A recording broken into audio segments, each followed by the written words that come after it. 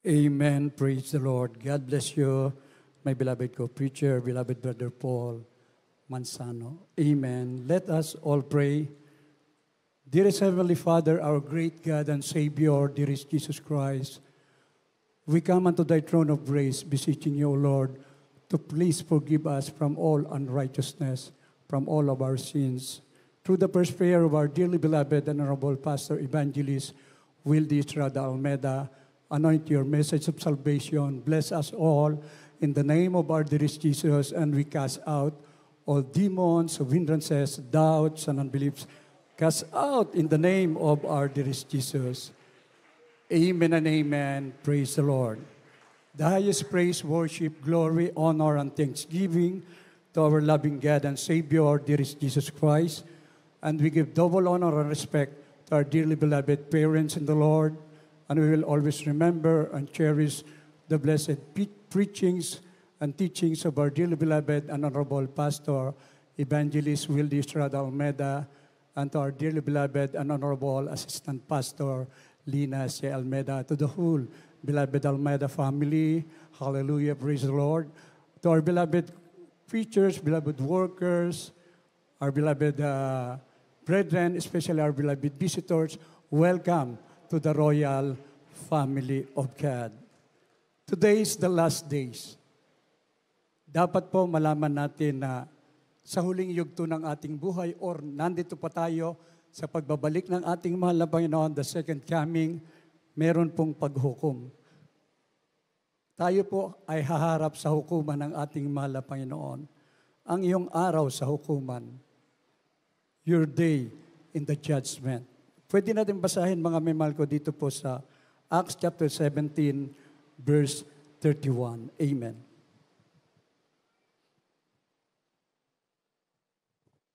In the book of the Acts of the Apostles, chapter 17, verse 31, because he hath appointed a day in the which he will judge the world in righteousness by that man whom he hath ordained, whereof he hath given assurance unto all men, in that he hath raised him from the dead.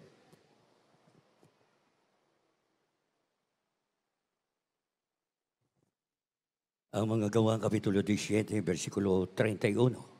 Sabagat siya'y nagtakda ng isang araw na kanyang ipaghuhukom sa sanlibutan ayon sa katuwiran sa pamagitan ng lalaking kanyang itinalaga, na ito'y pinatunayan niya sa lahat ng mga tao nang siya'y buhay niyang maguli sa mga patay.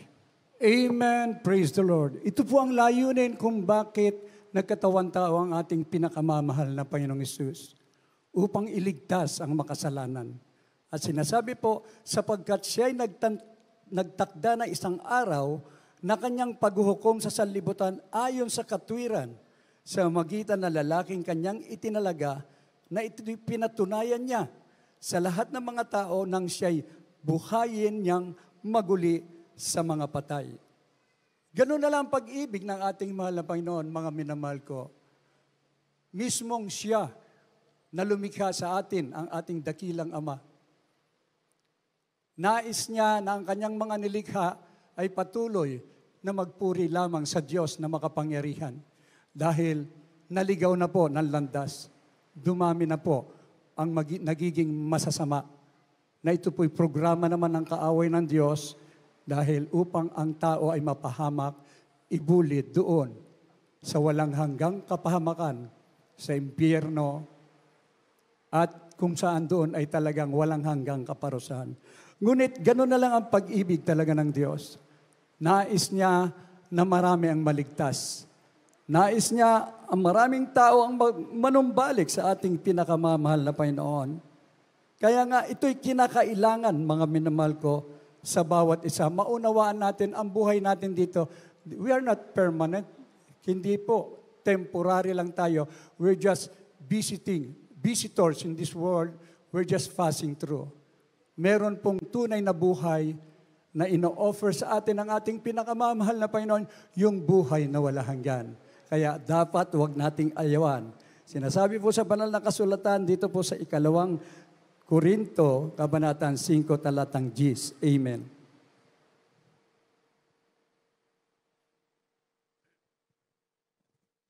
The The second book of the Corinthians chapter 5, verse 10, for we must all appear before the judgment seat of Christ, that everyone may receive the things done in his body, according to that he hath done, whether it be good or bad.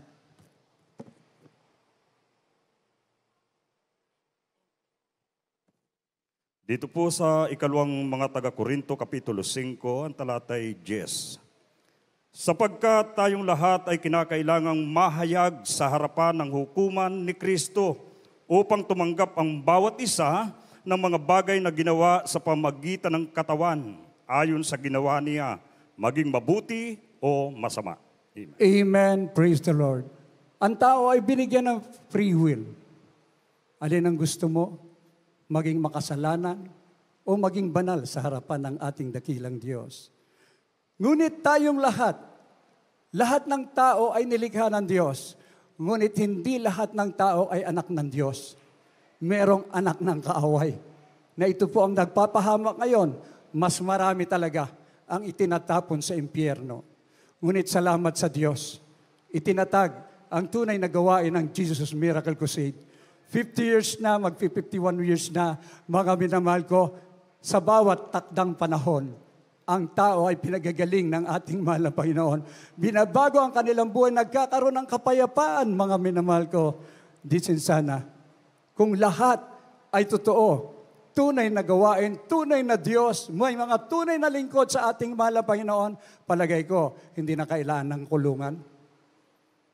Hindi na kailangan nung itakbo pa sa ospital, mga minamahal. Dito, ang Diyos ay totoong nagbabago at nagpapagaling ng ang ating pinakamamahal na Panginoong Hesus.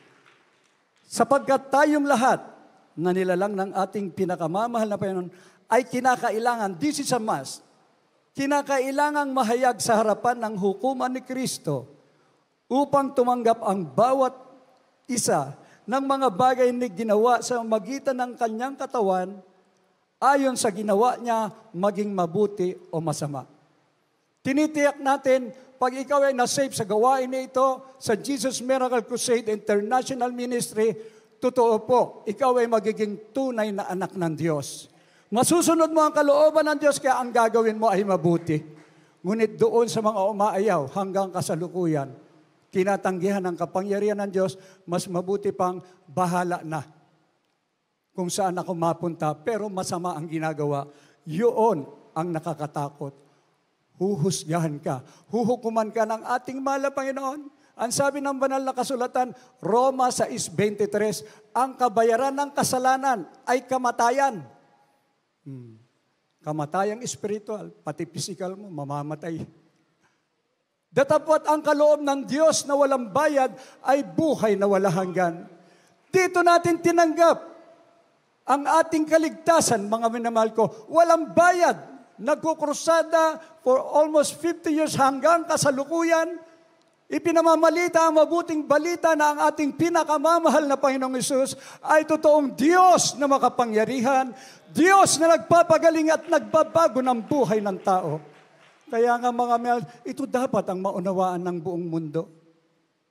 Na sinasabi po, pag nakita niyo po ang ating mga pagpasok mo sa ating outreaches, Jesus saves, Jesus heals.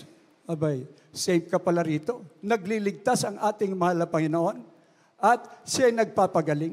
Narinig din po natin ang mga buhay na patotoo na ang Diyos talaga ay mabuti. Sa mga ginagawa, sa mga disgrasya, mga minamahal ko, talagang grasya ay pinagkakalob. May mga taong nagsasabing, totoo naman kami. Hindi lahat ng tumatawag sa Diyos ay totoong pakikinggan ng Diyos. Yun lamang sumusunod sa kalooban ng ating pinakamamahal na Panginoong Hesus. Kaya ang bawat isa, ayon sa iyong ginawa, ikaw nakakaalam nun at ang mahal na Panginoon Alam mo ang sarili mo kung saan nasa kabutihan ka ba o nasa kasamaan. Ikaw ang nagdi-decide na iyong sarili. Ngunit, pag ikaw ay tinawag sa banal na gawain na ito, pinanindigan mo na ang kabutihan ng Diyos, araw-araw, ang Diyos ko ay mabuti, ihahayag mo talaga Isusunod na lang yung mga bagay na yung pangangailangan, yung mga kamanghamanghang bagay ay magaganap sa iyo. Bakit? Upang ikaw ay lalong lumakas. Dumating man ang mga pagsubok, wala kang katatakutan, mga minamahal ko. Tingnan niyo po ang mundo ngayon. Punong-puno na ng puot at galit ang bansa sa bansa. Nuclear war na ang nagaganap, mga minamahal ko. Hindi na ordinary. Sa isang bagsak ng bomba, libo-libo ang mamamatay, daan-daan. Ngunit, salamat sa Diyos. Dito sa ating banal na gawain, habang nagpapatuloy ang kaguluhan, nagpapatuloy ang mga hindi magandang bagay, mabuting bagay ang nagaganap sa Jesus Miracle Crusade. Walang tigil ang mga krusada, mga minamahal ko, sa social media, sa radio program, sa TV program, marami po ang nasasave. Dahil ang tao, alam din nila nag-iisip na rin yan Ganito na lang ba ang buhay namin? Magtatapos na ang mundo, sinahanap nila ang katotohanan. Dito natatagpuan ang buong katotohanan. Amen? Praise the Lord. Kaya nga mga minamahal, saan ba magmumula ang paghuhukom ng ating mahal na Panginoon? Tayo po'y perpektong halimbawa. Kaya sa ating banal na gawain, hindi po biro-biro ito. Huwag tayo magbibiro. Pag nasay po tayo rito, manatili ka, panghawakan mo, huwag kang bibitaw dahil pag nalaglag ka sa kamay ng Diyos na buhay, ikaw rin ang kaawa-awa. Huwag mo nang balikan huwag mo nang isipin pagkayong kung kailan na-disgrasya ka na, kung kailan malala ka na. Ngayon pa lang, huwag ka nang mag-isip ng mga bagay na ikaw ay mawala sa gawain. Just look unto Jesus, the author and finisher of our faith. Lahat na nagpatuloy dito habang tumatagal, kahit nagkakaedad, baliwala yan. Lalong lumalakas sa pananampalataya. Lalong nagpapatotoo na ang Diyos ko ay mabuti, mga minamahal ko. Kanino magsisimula ang paghatol na ito? Dito po sa unang Pedro, kabanatang 4, talatang 17, atin pong basahin.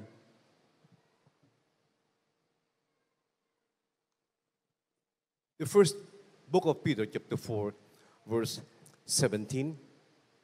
For the time is come that judgment must begin at the house of God. And if it first begin at us, what shall the end be of them that obey not the gospel of God?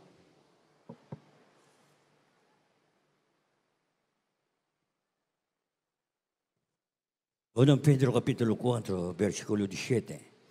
Sapagkat dumating na ang panahon ng pasimula ng paghuhukom sa bahay ng Diyos. At kung mauna sa atin, ano kaya ang wakas ng mga hindi nagsistalima sa Ebanghelyo ng Diyos? Amen. Praise the Lord. Pinangaralan tayo ng totoo at purong Ebanghelyo ng kaligtasan na may kapangyarihan. Tayo ang nakikinabang, mga minamahal ko. Kaya ang bawat isa sa atin, na dito, talagang nagbibigay babala. Magpapatuloy tayong maglingkod, anuman ang mangyari sa ating pinakamamahal na Panginoon. May pagsubok, maliit na konti lang yan. Pero kung iisa-isahin mo yung mga himala, kaya nga pinipigilan na lang pagka yung pakisyorte na lang. Sasabihin ng ating nagpapatotoo, sa susunod na lang at meron pa, marami pang ipapasalamat sa ating mahal na Panginoon. Kaya nga sa bawat isa nasa tunay tayo, tunay na anak ng Diyos, kaya tunay din ang paghuhukom ng ating mahal na Panginoon. We must be perfect example sa huling panahon. Ating dearly beloved parents in the Lord, nasa piling sila ng ating mahal na Panginoon. Natapos nila na may pananampalataya at pagtitiis. Sino pinagtiisan nila? Actually, tayo Sa pagluhod nila, pananalangin, pagsusumamo, mahal na Panginoon, iligtas mo, pati nga ang ating mga mahal sa buhay Pinagpalang lubos, kaya hindi mapigilan, dumami ng dumami ang mananampalataya. Lahat magsabing praise the Lord. Kaya sa iba't ibang panig ng mundo, kahit nandun ang gyera, hindi sila natatakot. Dahil alam nila, ang Diyos natin ay buhay. Walang armas na magtatagumpay, mga minamahal ko. Kumustahin mo ang ating minamahal na mga kapatiran na nadadamay sa gyera. Ipapatotoo nila, ang bomba hindi tumatalab sa atin. Amen. Praise the Lord. Kaya nga, wala tayong katatakutan sa dagat, sa himpapawid. Sa karagatan, mga minamahal ko, laging safe tayo eh. Maraming tao ngayon, maraming nagsasabi, totoo kami, pupunta sila sa isang lugar na kung saan mananalangin sa Diyos nila, pero napapahamak. Pero dito kakaiba. Pag narinig mo ang mga patotoo, kahit sira na, wasak na yung mga sasakyan, ang mga katawan ng mga kapatiran, tumatayo lang, nagpapagpag yan. Bakit? Yung pagsigaw ng hallelujah, praise the Lord, ito'y kapangyarihan nagmumula doon sa langit. Ibinababa ng Diyos dahil ikaw at ako ay tunay na anak ng ating pinakamamahal na Panginoon. Kaya isipin mo mabuti, ako'y tunay na anak. Marapat lang sa akin magmumula ang paghukom ng ating mahal na Panginoon. Tanungin mo ang Diyos at alam mo ang iyong ginagawa kung mabuti o masama. Ikaw ngayon, panindigan mo na ikaw ay liwanag sa mundong ito. Gagamitin ka para sa kaligtasan ng marami pa. Now is the time na kung saan, sabi nga, wakas na ng bagay. Kailangan natin, mga minamahal ko, na sundin ang lahat ng utos ng ating pinakamamahal na Panginoon. Magkaroon tayo ng tunay na takot sa ating mahal na Panginoon. Hindi dapat tayong matakot kung anong masasamang bagay na nagaganap dahil nakalagay sa banal na kasulatan. Yea, though I walk to the valley of shadow of death, I will fear no evil. Yan ang paninindigan na isang tunay na mananampalataya ng ating mahal na Panginoon. Ngunit, ang ating dapat maisapuso, the fear of the Lord is the beginning of wisdom. Doon, yung pagkatakot sa ating mahal na Panginoon, natural po yun. Masusunod mo ang kalooban ng ating mahal na Panginoon, hindi yung kalooban mo. Amen? Praise the Lord. Ating pong basahin sa Ecclesiastes, Kabanatang 12, Talatang 13. Amen.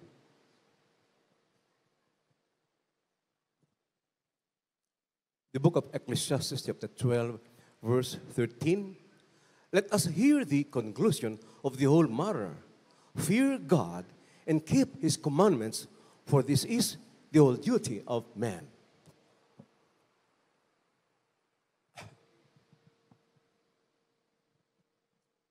Ecclesiastes Kapitulo 12, ang talatay 13.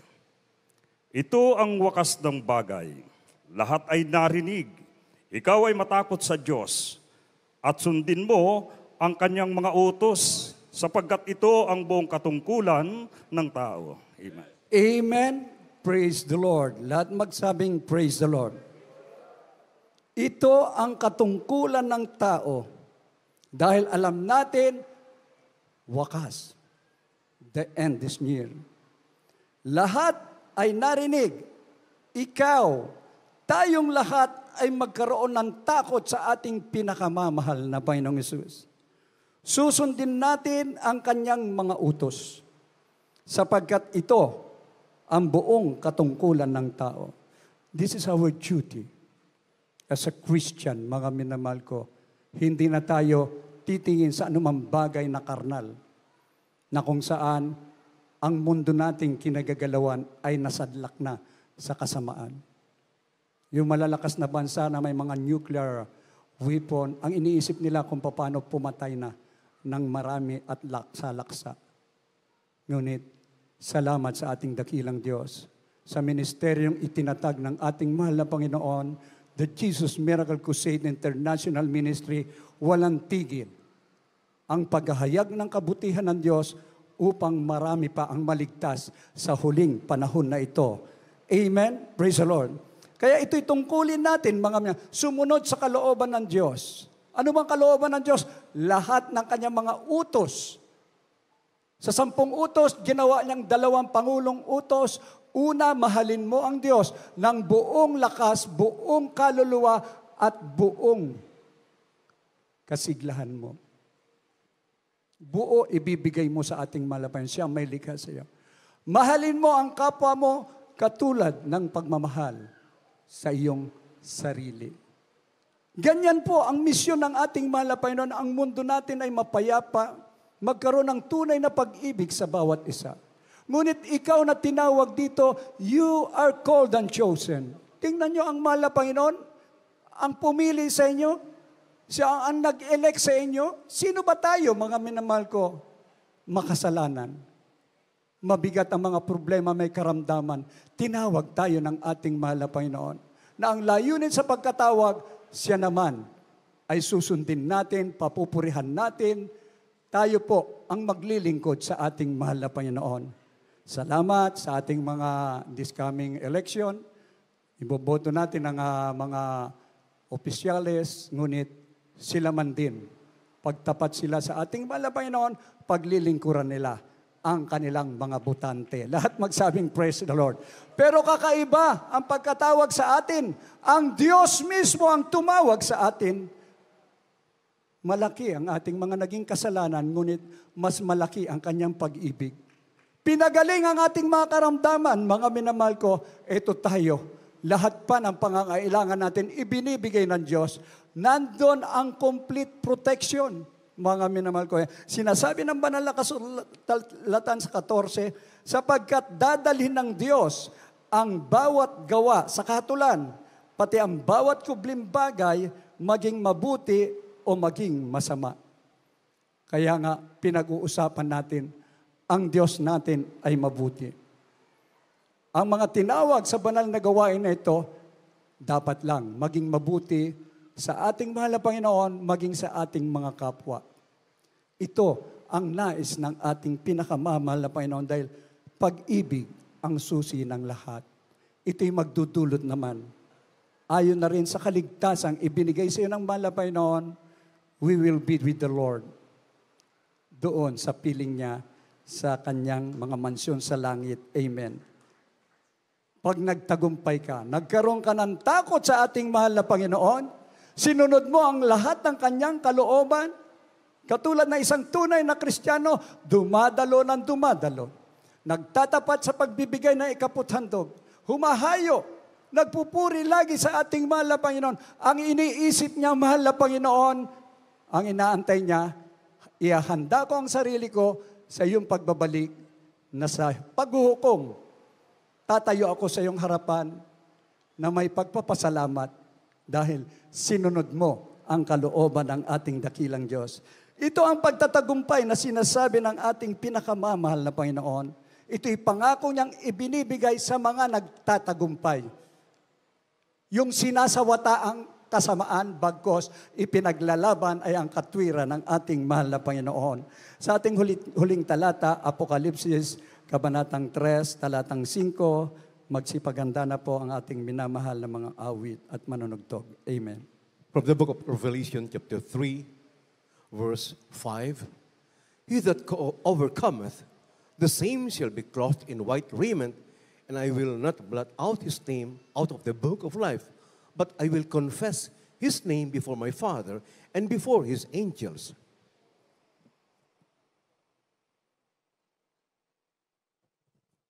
Dito po sa Apokalipsis Kapitulo 3, versikulo 5. Ang magtagumpay daraptan ngayon ng mga puputing damit at hindi ko papawiin sa anong paraan ang kanyang pangalan sa aklat ng buhay at ipahayag ko ang kanyang pangalan sa harapan ng aking Ama at sa harapan ng kanyang mga anghel.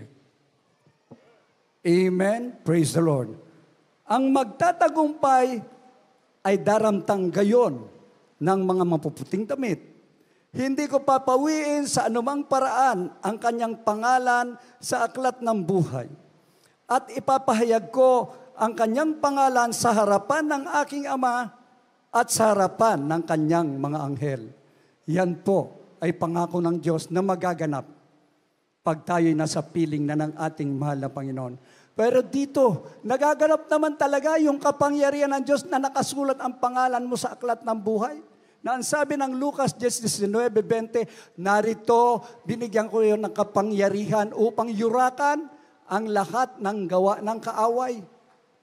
Mga alakdan, serpente, at sa anumang bagay ay hindi ka maano.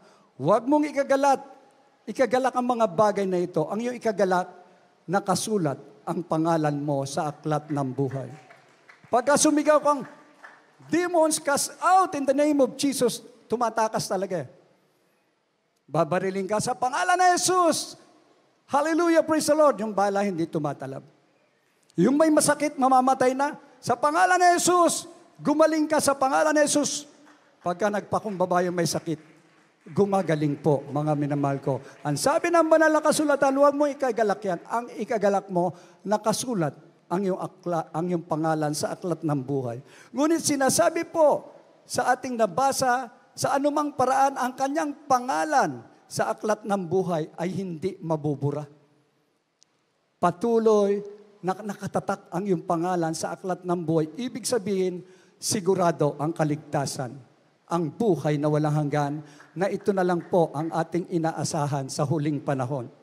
Yung kaligtasan ng ating mga kaluluwa, sabihin na natin, makamtan mo ang lahat ng bagay sa mundong ito. Ngunit, kung ang kaluluwa mo naman ay itapon sa impyerno. Kaya, ang ating huling araw, sabi nga po, sapagkat siya'y nagtakda ng isang araw ng kanyang paghuhukom sa sandaling ayon sa katwiran sa magitan ng lalaking kanyang itinalaga na ito'y pinatunayan niya sa lahat ng mga tao nang siya'y buhayin niyang maguli sa mga patay. This is the best thing na dapat nating magawa. Give importance to our salvation, for salvation is the greatest matter of importance. Haharap tayo sa paghuhukom ng ating mahal na Panginoon, welcome tayo doon sa langit, sa buhay na wala hanggan. Ngunit kung haharap tayo dito pa lang sa mundong ito, umayon ka sa kasamaan sa mundong ito, haharap ka sa Diyos, itatapon ka naman sa impyerno. Walang hanggang kaparusahan. Dito pa lang, ipaglingkod mo na ng buong katapatan, buong pagtitiis sa ating pinakamamahal na Panginoong Hesus. Amen and amen. Praise the Lord. Tayo pong lahat ay umawit. Inaanyahan po natin ang mga baguhan, mga bisita upang tumanggap sa ating mahal na Panginoon. The judgment will come.